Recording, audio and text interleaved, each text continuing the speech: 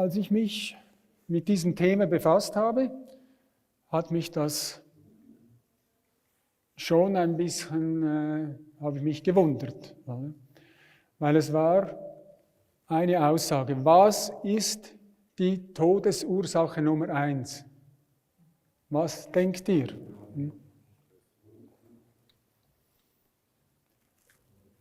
Es ist die Einsamkeit.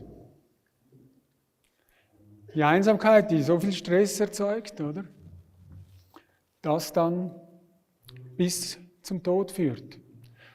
Und es ist da der Lokalmatador hier in Ulm, Dr. Manfred Spitzer, der ein ganz dickes Buch herausgegeben hat mit diesem Thema. In diesem Buch ist es wissenschaftlich bewiesen, dass viele Todesursachen, die Ursache bei der Einsamkeit liegt. Ich bin dem nachgegangen und habe sehr viele Dinge dann gesehen, wo aufzeigen, dass wir eigentlich seit Beginn, seit wir auf dieser Erde sind, nichts anderes kennen als Gemeinschaft. Wir konnten gar nicht überleben allein. Erst in den letzten 200, 300 Jahren mit der Industrialisierung, mit der Urbanisierung, dass Städte, Großstädte gebildet wurden, oder, ist dieses Problem aufgetreten. Und darum, ich zeige gern euch dieses Bild, das ist das Bild, das wir in diesem Jahr benutzt haben für unsere Seminare, wo eben das auch ein Thema war, diese Einsamkeit. Und das zeigt dieses Bild sehr schön. Es ist da ein Einzelkämpfer, oder? Das ganze Umfeld ist entsprechend. Und das ist ein bisschen der Spiegel, wie es an vielen Orten aussieht, aber auch bei vielen Körpern. Wir sind eine Lebensgemeinschaft. In mir sind 50 Billionen Zellen, die mit mir zusammenleben, die meinen Körper ausmachen. Und jede Zelle ist ein eigenständiges Wesen mit einem eigenen Bewusstsein, mit einer eigenen Seele, mit einem Verdauungssystem, alles so, wie es im Ganzen bei mir ist. Das muss man sich bewusst sein. Und da leben wir in einer Gemeinschaft, sollten wir. Wenn ich jetzt all die Ursachen anschaue, wo zum Tode geführt hat und die Einsamkeit dahinter steckt, sieht man, wie dann im Körper diese Trennung stattfindet, diese Vereinsamung. Zellen, die vereinsamen, die sterben, die können nicht mehr leben, die haben Stress. Und darum habe ich mich dahinter gesetzt und bin dem nachgegangen. Und es ist wirklich erstaunlich, wenn ich jetzt mit Menschen spreche, die Probleme haben, die Krankheiten haben, wie eben sehr oft sie sich einsam fühlen. Man muss nicht unbedingt einsam sein, um sich einsam zu fühlen. Man kann hier drin unter so vielen Leuten sein und sich einsam fühlen. Und man kann in die Einsamkeit gehen und sich nicht einsam fühlen. Das werde ich auch zeigen. Also es sind viele Möglichkeiten. Das ist für mich so das Gemeinsame, oder? Und das ist ja das, wo ich auch hier sehe. Dieses Potenzial gemeinsam hier zum gleichen Zeitpunkt, am gleichen Ort für die gleiche Sache einsetzen. Das ist doch toll. Und für wer machen wir das alles? Für unsere Zukunft, für die Kinder, unsere Kinder, Kinder. Wir sind da, damit sie es mal besser haben. Und wenn wir schon in die Welt hineingeboren werden, dann ist für das Neugeborene so wichtig, dieses Eingehülltsein von der Mutter oder von den Eltern, von der Familie. Und darum gibt es auch verschiedene Lebensphasen, wo die Einsamkeit mehr oder weniger spielt. In den ersten 7 Jahren ist ein Kind angewiesen auf die Eltern. Es kann alleine gar nicht überleben. Und dann kommt eine bestimmte Phase, wo es Richtung Pubertät geht, wo sie sich trennen von den Eltern. Und das ist ein wesentlicher Punkt. Sie wollen weg von den Eltern, aber sie brauchen Freunde. Und da habe ich schon manchmal gesehen, dass, obwohl eine gute Erziehung da ist, man hat alles gemacht, um dem Kind ein Fundament zu geben, und dann, sie lösen sich von den Eltern und kommen halt an bestimmte Freunde. Und das ist dann oft entscheidend, welchen Weg die dann weitergehen. Oder? Ich habe oft erlebt, dass dann so jemand dann halt nicht so ein günstiges Umfeld gehabt hat, nicht so Freunde, die das Niveau hatten, sondern eher dann denjenigen heruntergezogen hat und sie zum Teil sogar auf die schiefe Bahn gekommen sind. Also das ist so eine wichtige Phase, Pubertät. Was habe ich da für Freundschaften? Und da könnt ihr alle bei euch selber schauen, wie es bei euch war damals. Oder? Was ich gesehen habe bei der ganzen Recherchen, dass die Familie ist zwar, das Fundament ist zwar wichtig, aber bei der Einsamkeit sind die Freundschaften wichtiger. Also Freundschaften zu haben in einem bestimmten Umfeld ist sehr wichtig, besonders in der Nachbarschaft. Dann kommt ja die Phase, wo wir ins Berufsleben kommen und dann ist meistens durch den Beruf, da hat man viele Bekannte oder man hat eine eigene Familie und so weiter. Dann ist das Thema nicht so schlimm. Aber dann kommt beim Altwerden kommt dann wieder diese nächste Phase, wo wieder sehr viele sich einsam fühlen. Also einfach schön durchs Leben gehen, gemeinsam, das ist wirklich etwas, wo wir auch dafür stehen, oder? Freude haben am Leben, Gemeinschaften, sich treffen und neue Freunde kennenlernen, neue Bekanntschaften. Und das ist ja jetzt auch der Moment, wo wir ja von so vielen Ländern zusammengekommen sind und für unsere Mutter Erde uns einsetzen und gemeinsam so Projekte machen wollen. Das verbindet. Und das ist toll, wenn ich weiß, ich kann nach Neuseeland gehen und ich habe dort Freunde. Oder ich kann nach Venezuela gehen, habe dort einen Freund. Und das ist das, was wir jetzt eben in diesem Kongress entwickeln können. Darum habe ich mich auch eingesetzt, dass wir miteinander auch das Brot brechen können, dass wir gemeinsam essen und da einfach diese Freundschaft pflegen. Der Grund für die World Foundation for Natural Science ist nicht nur, sich für die Natur einzusetzen, sondern warum setzen wir uns für die Natur ein? Was ist der Grund? Was wollen wir, aber warum wollen wir das? Was ist da für eine Ursache? Warum ist die Ursache? Warum hat der Schöpfer das so gemacht? Warum sind Bäume so großartig und können so einen großartigen Dienst machen? Oh, wie freue ich mich, wenn am Sonntag der Florian Thoma kommt und uns erklärt, diese Bauart mit Mondholz, das ist fantastisch, fantastisch. Was die Natur kann, das ist Natur.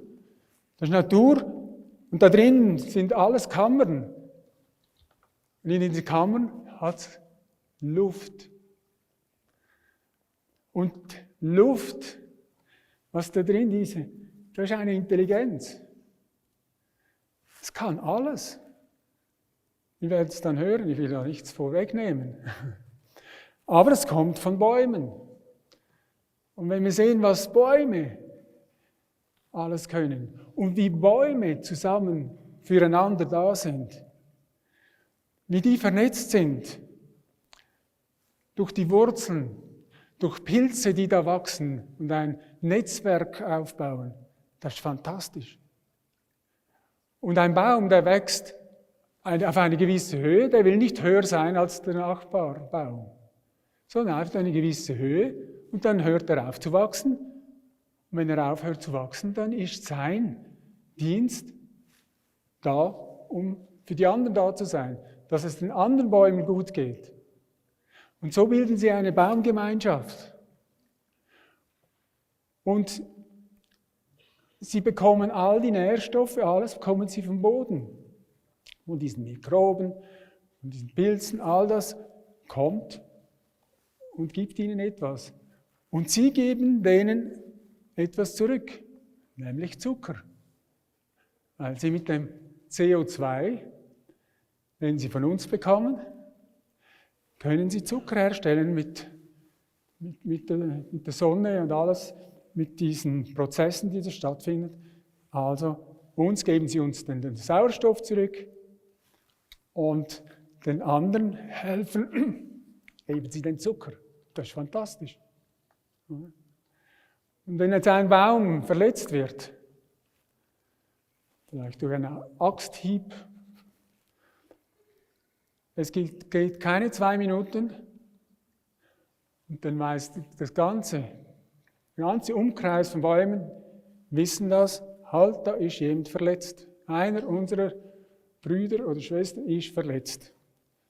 Die hören sofort auf, ihren Job zu machen und konzentrieren sich auf den Baum, der verletzt ist. So lange, bis der wieder gesund ist. Weil sie wissen, als Gemeinschaft braucht es jeden Einzelnen gesund. Und darum sind sie da füreinander. Und das ist die Natur. So schafft die Natur. Und das ist eigentlich das, was in uns angelegt ist, seit Millionen von Jahren. Diese Haltung, miteinander, füreinander, immer da sein. Diese Gemeinschaft. Und darum bin ich dankbar, habe ich so verschiedene Geschichten gefunden, die wissenschaftlich beweisen, dass das stimmt.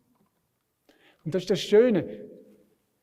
Seit diesen 26 Jahren, wo ich jetzt Mitglied bin, seit es der World Foundation Natural Science gibt, sind wir immer bestrebt, dieses geistige Teil, der unsichtbare Teil, den Teil, den man bis jetzt nicht beweisen konnte. Nun ist die Wissenschaft so weit, dass sie es beweisen kann. Beweisen, ich sage eher nachweisen, oder? Aber dass sie uns zeigen kann, hey, das ist so. Und das ist toll. Die Natur hat uns etwas zu sagen. Und das muss die Wissenschaft noch herausfinden. Was sagt sie uns? Ich denke, sie sagen, lasst uns in Frieden. Aber das ist das, für das ich mich wirklich einsetze. Dieser Frieden. Und das ist auch das, was ich möchte, dass wir wirklich den Frieden halten. Was heißt das? Wann bin ich im Frieden?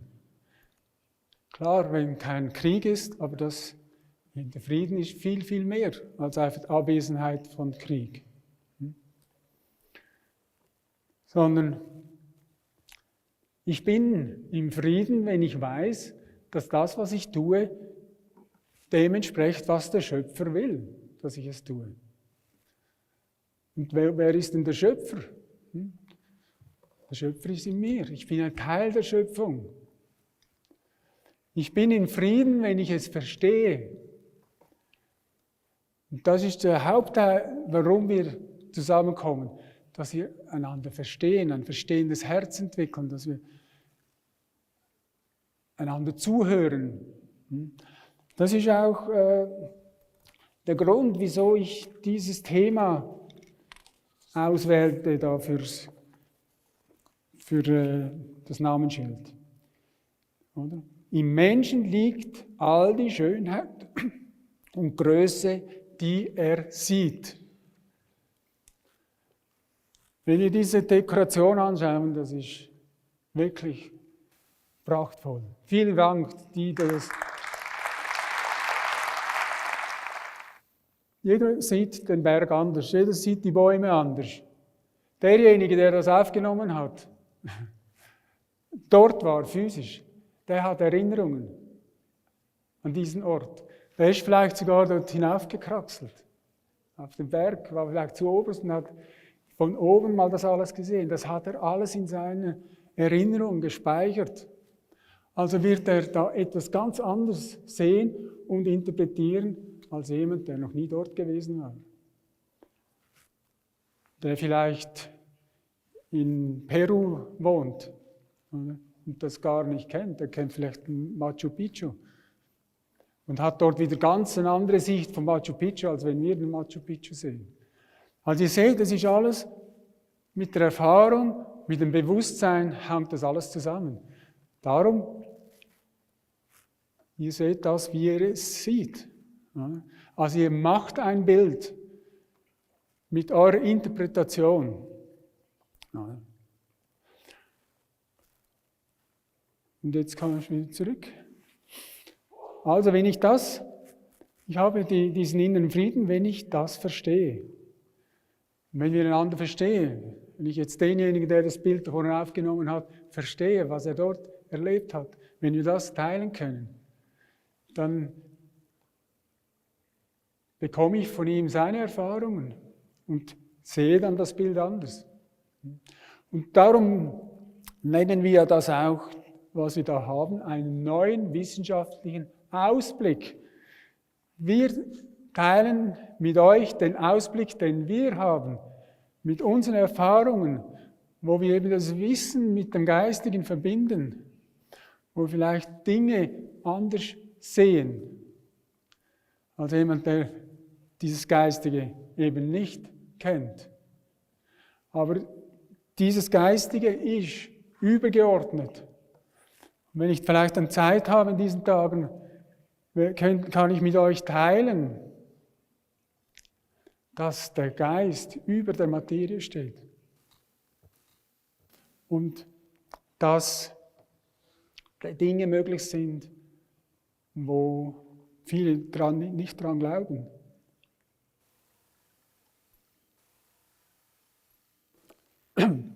Wenn euch der Arzt sagt, ihr seid unheilbar krank und ihr glaubt das, dann seid ihr es. Wenn ihr aber das wechselt, könnt ihr gesund werden. Und da kenne ich die Geschichte von einem Chiropraktiker, der ist mit dem Velo gefahren, hingefallen und ein Kleinbus ist über ihn gefahren. 6 Wirbel gebrochen im Rücken. Liegt im Spital und der erste Arzt kommt und sagt, ja, da muss man 2 Aluminiumstäbe hineintun, um das zu fixieren. Und er fragt nach einer Zweitmeinung, die sagen das Gleiche. Der dritte sagt das Gleiche. Und dann hat er entschieden, nein, ich mache nichts.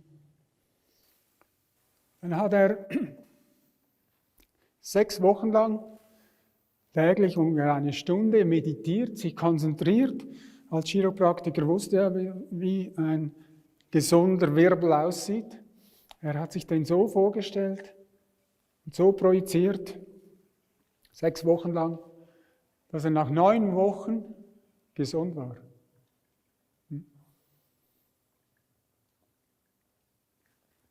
Nur durch den Geist, nur durch die Konzentration, nur durch dieses vollkommene Bild zu sehen. Und das ist etwas, was wir überall anwenden können. Darum ist wichtig, dass wir euch diesen Ausblick geben, dieses Vollkommene, dass ihr wisst, warum ist das so? Was hat sich der Schöpfer dabei gedacht? Wie sollte es sein? Und wenn ich das weiß, bin ich im Frieden.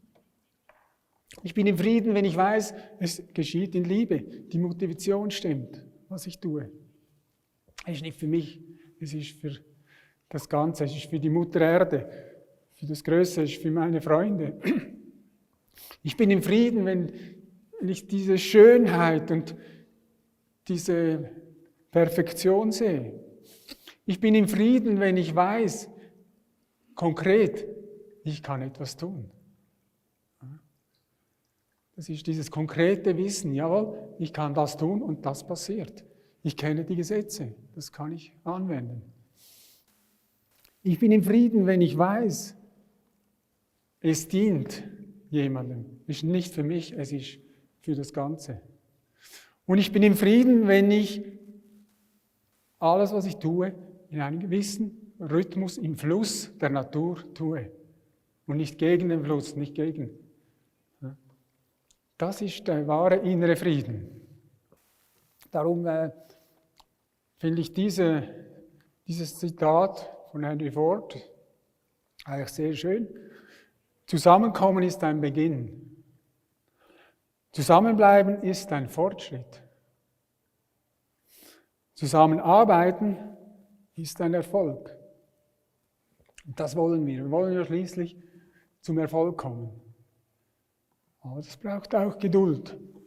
Es ist das, was es ausmacht, wenn wir diese Tage miteinander begegnen. Das ist das, was die größte innere Kraft ist, was wir im Herzen haben. Und darum, wenn wir die Herzen berühren, dann können wir einen großen Unterschied machen. Also, ich bin ein Babyboomer. Ich bin dann aufgewachsen, das sind so die 1946er bis 1964er. Und die leben, um zu arbeiten. Dann die Generation X, das sind die zwischen 1965 bis etwa 1976. Die arbeiten, um zu leben. Das ist ein Unterschied, oder? Das ist genau das Gegenteil. Ich habe erlebt, ich war 18 Jahre alt, als diese 68er Bestrebung da war, da die Jungen auf die Straße gingen. Wie wir es heute zum Teil auch sehen. Oder? Und damals, die waren dann wirklich militant, die haben alles zerschlagen und revolutioniert und die wollten diese antiautoritäre Erziehung, haben das durchgebracht. Und diese Kinder von damals, von diesen 68ern, die sind jetzt mittlerweile auch Eltern geworden. Und als Eltern können wir nur das unseren Kindern weitergeben, was wir von unseren Eltern bekommen haben. Und natürlich gewisse Dinge können wir noch dazu lernen oder ändern. Und ich weiß noch, ich war etwa 2001, 2002 in Deutschland und da hat mir ein Deutscher so eine Abhandlung gegeben, hat mir gezeigt, das Gebiet in Deutschland, wo es am meisten Arbeitslose gegeben hat damals, war Essen. Und dort hat er uns gezeigt, wie die meisten Familien waren eine Mutter mit 3, 4 Kindern von etwa 2, 3 verschiedenen Vätern. Die Mutter ging arbeiten, die Kinder waren allein zu Hause, weil die Väter irgendwo, weiß nicht was, gemacht haben. Auf jeden Fall, diese Kinder sind von morgen früh bis abends spät sind die vor dem Fernseher gehockt, haben sich ernährt von Bohnenchips oder Treats oder nichts Gescheites, oder? Und jetzt könnt ihr euch vorstellen, die sind jetzt mittlerweile auch im Alter, wo sie eigene Kinder haben können. Also stellt euch vor, was da dann für Früchte sind, wenn die Eltern dieses Bewusstsein haben. Und das haben wir jetzt zum Teil. Wir haben halt diese Situationen. Oder? Denn die Millennials, die sind zwischen 1977 bis 1993. Und dann die Generation Z, das sind dann die, wo wir eigentlich mit dem Handy, Smartphone und so aufgewachsen sind. Und ja, jetzt dann auch, wenn erwachsen sind und eigene Kinder haben werden. Die Tendenz ist extrem, dass es die Architektur sich verändert hat. In Deutschland sind die meisten leben da in Singlewohnungen, also etwa 16 bis 17 Millionen Haushalte waren 2014 Singlewohnungen und nur etwa 10.000 oder 10 Millionen sind 3 plus mehr, die in Wohnungen leben. Also die Tendenz ist steigend, oder? Gerade in den letzten Tagen war das in der Schweiz, oder? Die Schweiz wohnt solo. Also auch da ist die Tendenz sehr stark, dass jeder seine eigene Wohnung hat. Es zeigt auch, dass die heute viel mehr Geld verdienen, sich das leisten können und so alleine wohnen. Aber sich auch alleine unterhalten, oder? Ihr Heimkino haben und alles. Das erinnert mich ein bisschen, wo ich mal früher gewohnt habe, in einem Hochhaus. Das war zwar nur 14 Stöcke, heute nicht so, aber damals war es recht hoch. Und ich habe damals einige Familien gar nie kennengelernt. Oder fast nie, vielleicht alle 3, 4 Jahre mal gesehen, zufällig im Lift, aber ich wusste nicht mal ihre Namen. Und wir haben doch alle im selben Haus gewohnt. Und das zeigt schon, da irgendetwas stimmt da nicht. Oder? Bei den Kindern ist das heute ja sehr oft, dass sie gemobbt werden, dass sie sich als Außenseiter fühlen, dass sie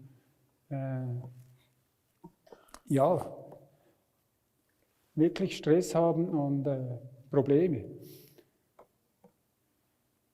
Daneben kommt die ganze pubertäre Geschichte, wo wir wirklich Freunde brauchen, weil wir uns lösen.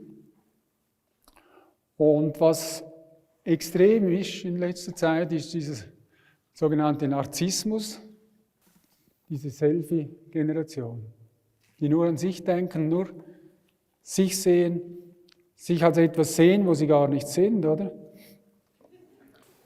Aber das ist diese künstliche Welt der sozialen Medien. Oder? Instagram, überall. Da weiß ich nie, ist das jetzt ein echtes Bild oder ist das mit Photoshop, ist das verändert? Und jeder ist mit sich selber eigentlich gar nicht glücklich, so wie er aussieht. Und das ist das Problem, dass sie beginnen zu urteilen und das Gefühl haben, der andere sieht besser aus, oder der andere hat ein schöneres Leben als ich und so sich abtrennen und Probleme haben und mehr zum Außenseiter. Und dann diese ganzen Geschichten von Depressionen und wirklich Stress. Geschweige denn im Alter, die Partnerin nicht mehr da ist, gestorben oder so, und man nicht jemand Neues hat. Oder? Viele geben zu, dass sie zu schüchtern sind, dann wieder einen Partner zu haben. Oder sie sagen, ja, ich lerne zu wenig Menschen kennen. Oder einfach diese denken, meine Ansprüche an einen Partner sind zu hoch. Oder? Sie haben ihre Gewohnheiten und wollen die nicht aufgeben, oder sie sind in einer beruflichen Stellung, wo sie das nicht wollen, aber wirklich glücklich sind sie nicht. Was auch sehr auffallend ist die Empathie. Eben für jemanden da sein. Das ist extrem gefallen. Diese Situation heute, wenn jemand verletzt da liegt, da können die meisten laufen da vorbei oder viele machen noch ein Foto mit dem Handy und gehen vorbei und lassen den liegen. Oder wenn jemand angegriffen wird, eine Frau wird angegriffen, da hilft heute fast niemand mehr und setzt sich ein für den anderen. Dr. Spitzer und auch andere haben herausgefunden, dass dieses Gefühl von Einsamkeit im Hirn, an diesem Punkt, dass das dort aktiviert wird. Und man hat herausgefunden, dass durch chronische Schmerzen oder überhaupt Schmerz, dass das der genau gleiche Punkt ist. Und man hat herausgefunden, dass wenn jemand Schmerzen hat und eine geliebte Person oder ein Partner oder ein Freund ihn besucht, wenn er im Krankenhaus ist oder auch zu Hause, dass die Schmerzen gelindert werden. Und zwar zum Teil extrem. Und das hat mir auch dann wieder gezeigt, die Fälle, die ich hatte, mit Freunden, die Schmerzen hatten und ich ging und war einfach mit ihnen zusammen. Oder? Nur schon das hat sie beruhigt und die Schmerzen gingen zurück. Oder? Das Gleiche kann man auch sagen, dass wenn jemand Schmerzen hat und man gibt ihm ein Schmerzmittel, dass das Einsamkeitsgefühl auch zurückgeht. Also das ist wie miteinander verkoppelt. Darum kann man da sehr viel auch schauen, was kann ich tun? Warum sind da Schmerzen? Oder wenn ich auch eben denke, dass wir mit Gedanken, wenn ich zum Beispiel Schmerzen am Knie habe, dass ich da etwas verändern kann. Die haben zum Beispiel mit dem Placebo gemacht, die haben eine Gruppe, haben sie operiert, das Knie, und die andere Gruppe haben sie nur getan. Das heißt, sie haben nur 2 kleine Löcher gemacht, dass der Patient gedacht hat, ich habe jetzt mein Knie operiert und die Schmerzen waren weg, obwohl es nicht operiert wurde. Also da kann man sehr viel sofort verändern. Das ist das Tolle. Die Genen, die können wir innerhalb Sekunden verändern. Mit unseren Gedanken. Und da hat man dann herausgefunden, dass wenn jemand Schmerzen hatte und man hat ein Bild von Partner gezeigt, dass da dann die Schmerzen runtergegangen sind. Also wenn man ein Bild von einem Fremden gezeigt hat, ist der Effekt nicht gewesen oder ein Objekt. Also es ist wirklich Partner oder Freund macht diesen Effekt. Er spricht auch über dieses Waldbaden. Und das ist ja eigentlich ein Phänomen. Wenn man einsam ist, man geht einsam in den Wald allein, oder? Und kann dort geheilt werden. Warum das? Und das zeigt eben wieder, dass der Wald, und das soll möglichst unberührter Wald sein, nicht ein künstlicher aufgebauter Wald, hat nicht den gleichen Effekt wie ein Wald, der sich über Tausende von Jahren gebildet hat und das ganze Netzwerk da miteinander verbunden ist.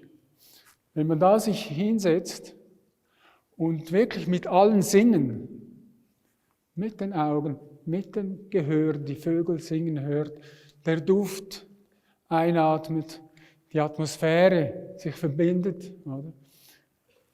Dass dann die Einsamkeit verschwindet.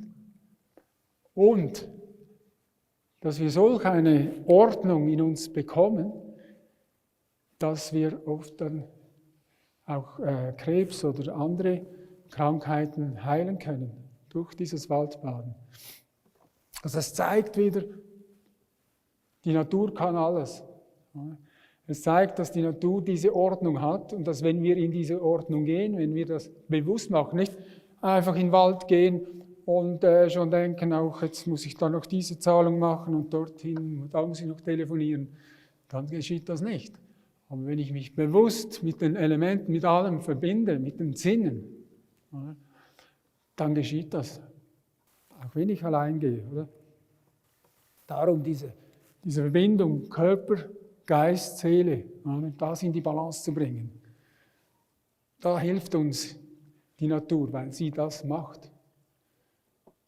Aber das will ja auch, unser Körper will ja das. Der ist so angelegt, dass er alles tut, um diese Balance herzustellen.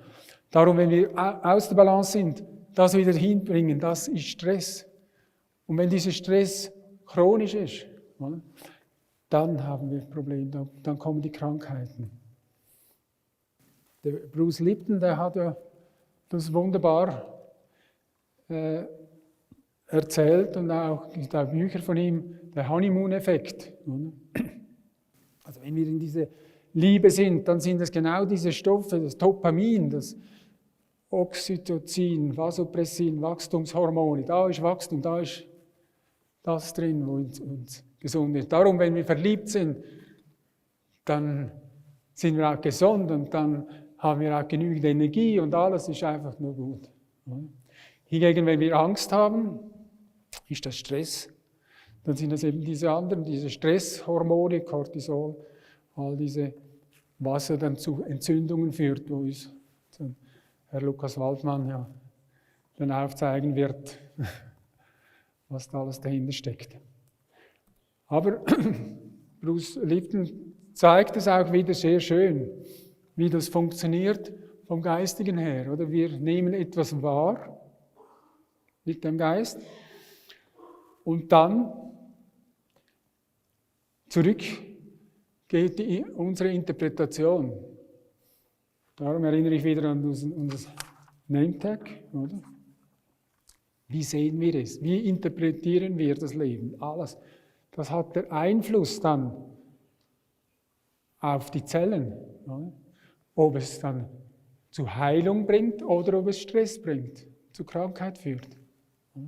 Das geschieht alles mit unserer Interpretation. Darum, wenn wir etwas ändern wollen, wenn wir alte Muster haben, das ist nicht so leicht. Aber wir können es ändern. Wenn wir es wollen und wenn wir genügend Geduld haben, daran arbeiten und immer wieder das neue Muster zeigen. Weil alles ist auf dem Resonanzprinzip entsteht, oder? Wo Resonanz ist, je nachdem, dort geschieht etwas. Das kann ja sein, dass, wenn Resonanz ist, dass das etwas zum Springen bringt, dass man kann ein Glas zum Springen bringen, wenn man die bestimmte Resonanz, zum Beispiel eine Opernsängerin kann da ein Glas zum Zerspringen bringen, je nachdem, wo die Frequenz zusammenkommt. Unsere Zellen, die passen sich an, oder? Wir haben die Stammzellen, je nachdem, wo sie hingehen, wo sie sind. Wenn sie jetzt ein Muskel sind, dann entstehen Muskelzellen. Oder wenn es Knochen ist, dann entstehen aus diesen Stammzellen Knochenzellen. Er zeigt es ja auf, dass das ja durch das ganze Universum vom Kleinsten bis zum Größten geht. Darum habe ich dieses Bild gesucht, oder, wo es durch alle Ebenen durchgeht. Immer das gleiche Muster. Wir haben es letztes Jahr gesehen beim Vortrag von Res Rösti, der diese Fraktale gezeigt hat, wie durch alles immer die gleichen Muster, das geht alles durch. Jetzt möchte ich gerne mit euch eine Geschichte teilen, wo dieses ganze Thema eingebettet ist. Und zwar gibt es in Italien einen Ort, der heißt Roseto. Mit R, nicht mit G, Roseto, Roseto. In Falforte, Italien. Und dort haben sie so gelebt, ganze Familien zusammen in so Zweifamilienhäuser. Und die sind dort, etwa 1880, sind viele, waren arbeitslos und haben gehört von Amerika, dass dort halt das Land wäre und sind ausgewandert und haben sich dort zusammengetan als eine Gemeinschaft und haben dann da in Bogonia Mountains haben sie eine ähnliche Landschaft gesehen, wie sie es heimisch gefühlt haben in Italien und haben dort auch ein Roseto aufgebaut. Das war 1882. Und es ist dann ein junger Pfarrer gekommen, namens Pasquale Denisco, der diese Gemeinde übernommen hat. Und er hat sie ermuntert, dass sie Getreide anbauen, dass sie Schweine halten, dass sie Weinberge anlegen, dass sie Gebetskreise gründen und dass sie diverse Festivitäten veranstalten. Und weil sie als Fremdlinge dort kamen, oder, haben sie wirklich fest miteinander eine Gemeinschaft gegründet, weil die umliegenden Orten, da waren sie nicht so beliebt. Aber sie haben das umgesetzt, sie haben dann Fabriken aufgestellt, da haben sie die Hauptstraße, Garibaldi heißt die. Und die haben dann auch so Zweifamilienhäuser, also ganze Familien, die da gewohnt haben. Tagsüber war dieser Ort leer, weil alle arbeiten gingen, es waren alle in den Fabriken. Und am Abend dann, wenn sie von der Fabrik nach Hause gegangen sind, dann sind sie auf dem Weg, sind sie halt noch bei Freunden gesehen, Gespräche geführt, ein Glas Wein getrunken und sind dann nach Hause sich umgezogen. Und als die Kirchenglocken geläutet haben, dann war das Zeichen, jetzt treffen wir uns auf dem Gemeindeplatz. Die Männer haben die Tische hingestellt und Stühle, die Frauen haben aus der Küche einfach das Essen mitgebracht und so haben sie jeden Abend gemeinsam gegessen und geteilt und einfach so dieses Leben geführt. Und das ging so bis 1960. Ein Arzt, Dr.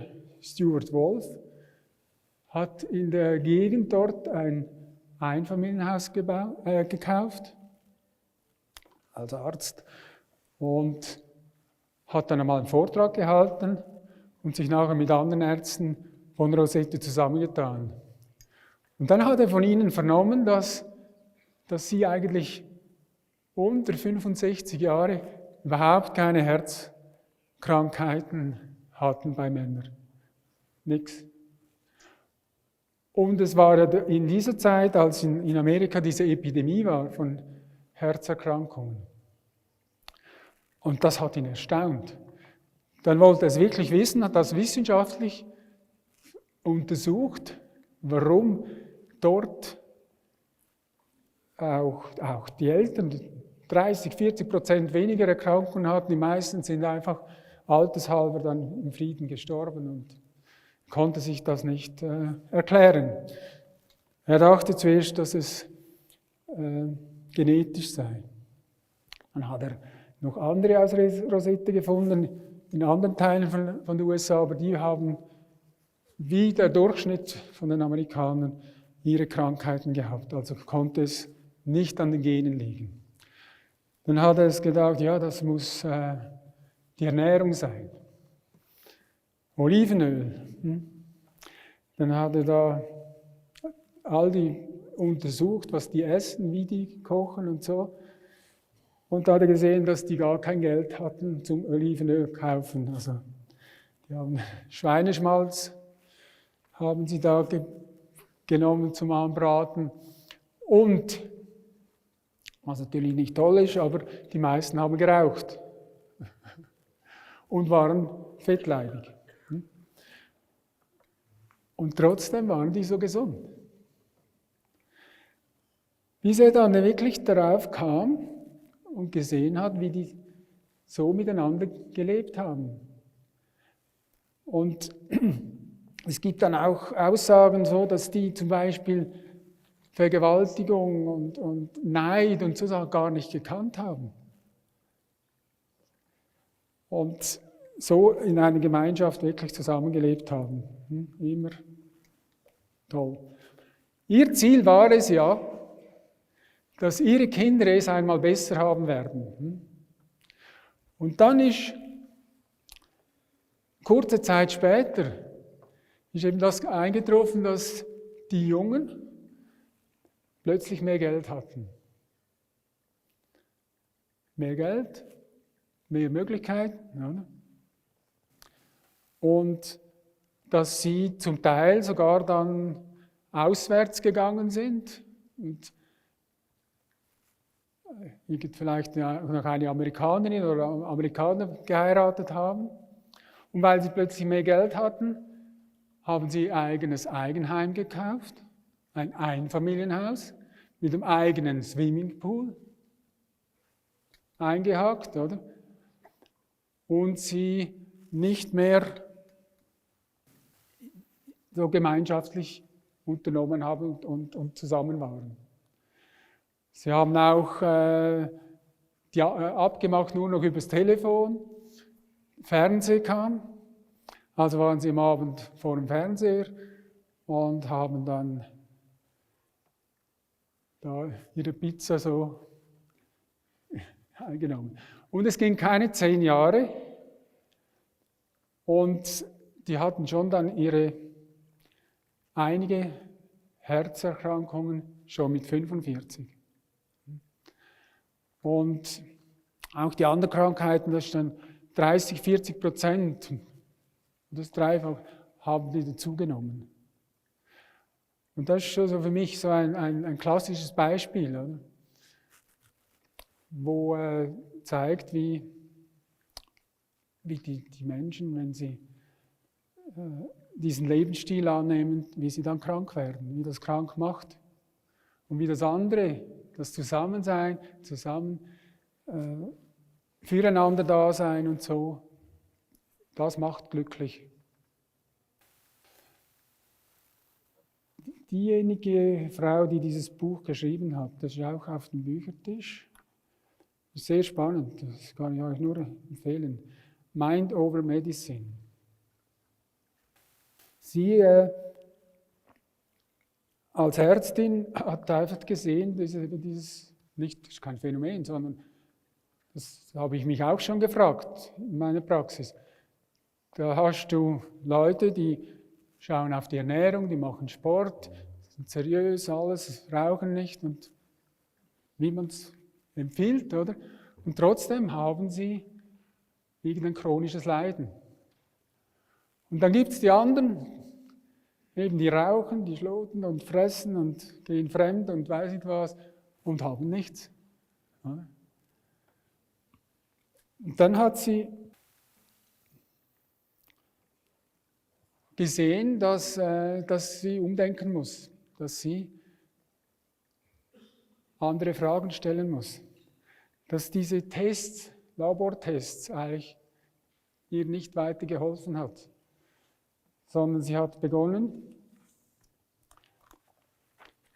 ich stelle zu euch ein paar solche Fragen, wenn ich das finde. Gibt es etwas, das sie daran hindert, so zu leben, wie es ihrem authentischen, vitalen Selbstausdruck entspricht? Wenn ja, was genau ist dieses Etwas? Die nächste Frage. Was lieben und loben Sie an sich selbst? Was fehlt Ihnen im Leben? Was schätzen Sie an Ihrem Leben? Gibt es in Ihrem Leben eine Liebesbeziehung? Wenn ja, sind Sie glücklich? Empfinden Sie Ihre Arbeit als erfüllend? Haben Sie das Gefühl, dass sie im Einklang mit Ihrer eigentlichen Lebensaufgabe steht? Erleben Sie Ihr Sexualleben als erfüllend, entweder mit Ihrem Partner oder für sich allein? Bringen Sie Ihre Kreativität zum Ausdruck? Wenn ja, wie? Empfinden Sie Ihre finanzielle Situation als solide oder ist Geld in Ihrem Leben ein Stressfaktor? Wenn eine gute Fee daherkäme und Sie hätten einen Wunsch frei, was wäre das für einer? Welche Regeln befolgen Sie, die Sie gerne brechen würden? Ihr lacht. Aber es gibt so viele Dogmen, so viele aufgelegte Regeln, da wird oft von der Kirche oder irgend so, die man gerne brechen würde, weil sie zum Teil gar keinen Sinn machen.